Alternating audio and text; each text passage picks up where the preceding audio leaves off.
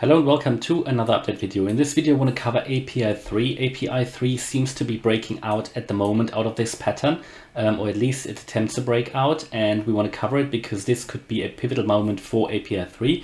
Haven't covered API 3 yet. Actually I wanted to cover it yesterday, a little bit more into it. I should have done it really yesterday, but today it's broken out. A few of my channel members have asked me to cover API 3, and I covered it in a live stream before. So it is basically a Chainlink competitor. The difference is that API 3 has a much lower market cap. I think Chainlink is about 15 billion of market cap, 15 billion US dollars, whereas API 3, you can see it here, has only a market cap of 214 million. So it is ranked 311 by market cap. That gives it a lot of opportunity to growth. There's no reason why it could not catch up, for example, with Chainlink. At these prices, personally, for me, I looked into API 3, for me personally, at 585, this is a bargain for me personally. You know, this is no financial advice, but I have not invested in API 3 yet. I mean, as you know, you can't buy them all, and you can't know everything about every single crypto.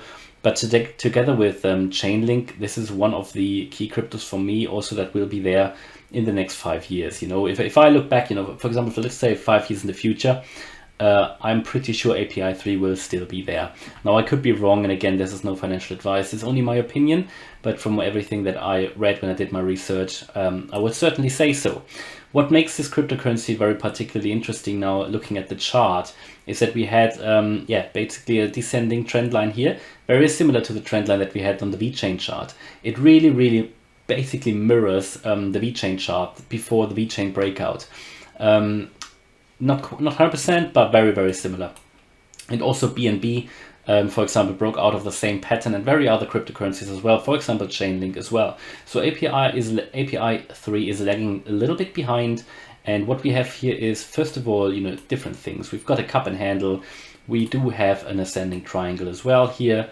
When you would have a horizontal support here, a horizontal resistance line somewhere here, where the neckline is. There was an attempted breakout here, but like a fake out, and that would basically eventually is a ascending triangle as well. But we seem to be trying to break out now, and I'm quite confident we could do this basically because we have some volume here, and also we are not overbought at all. And on the daily we have on the MACD a buy signal. So let's zoom in a little bit here on the daily. We can identify a horizontal, and let me just take out this diagonal one. But we can identify here a horizontal resistance line, which is pretty much here, where we're currently finding some resistance here. And that line is at 570, 580. Yeah, I mean, prices are always dynamic. I say that they're typically, it is a range that you need to get through. But you see that we already tried to break out. Well, we failed now.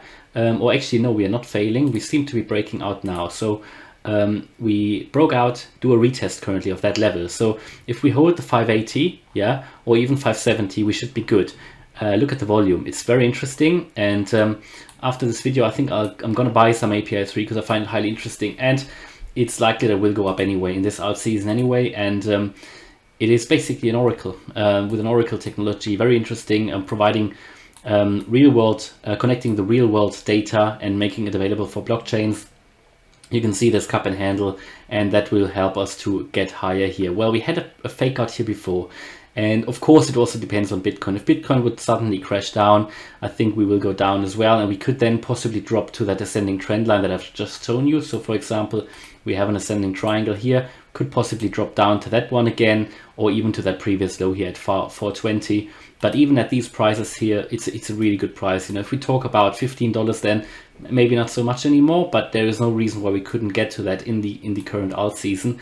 I mean, the all-time high was at 1050, and there is no reason why we couldn't get there. Now, if we manage to get that breakout done successfully and do the retest, you know, the next key level for me is like 650. That's here where on the 4 hour the candle is closed, 650. And after that, you know, we can get much higher. You know, we've got a lot of resistance here before. Yeah, so this is around the 750 range. There will be some resistance there, and then we can possibly also go much higher. If we take a look at the Fib levels, let's just bring the Fib out and then take a look at next key targets as well. On the daily we do that. Let's just do that here, not there, to move over a little bit. So we do what we've done here, start down there, move it up to that previous peak. So we go to all the way up to that previous peak here, which was $7. So you can expect some resistance at $6.50 as I just showed you, and then $7 as well. That is the previous major peak here that we had. Next is 1.272 extension level is at 846. The 1.618 is pretty much where the all-time high was. Yeah, that is one of the most important Fibonacci extension, where in an uptrend, you know, if we break that level, I think we'll most certainly get there anyway. That is the all-time high, 1031 here on the Fibs. 1050 was the actual all-time high. Well, if we break through that, you know, we can get to 1235 and also 1566. I think these are the key levels, you know, that we will address in the next few months anyway, in the alt season. And, you know, there are debates when the alt season will really be, or the peak of the alt season. I think we're actually already in it, in the alt season, or on our way into it. And I made a video on the alt seasons yesterday. But yeah, I mean, this won't stay at that price for very long, I think. And now, as we're breaking out of that level, as it seems, it makes it very, very interesting. So that means that we could easily get to that $7 level anyway.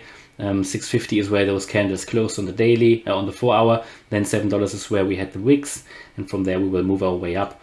Now, looking on the RSI, you know, we're not in overbought range, so there is scope to the upside on the daily RSI.